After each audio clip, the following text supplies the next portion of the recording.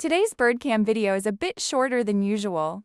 We were out at work when two dogs from a neighboring property broke through the fence and got into the chicken area. Thankfully, the chickens look okay for now. We'll be repairing the fence and reinforcing the chicken coop, and while we're at it, we're planning to add 2 new cameras with better angles so you'll get an even better view once everything is set back up. Thank you for your patience and for supporting the channel.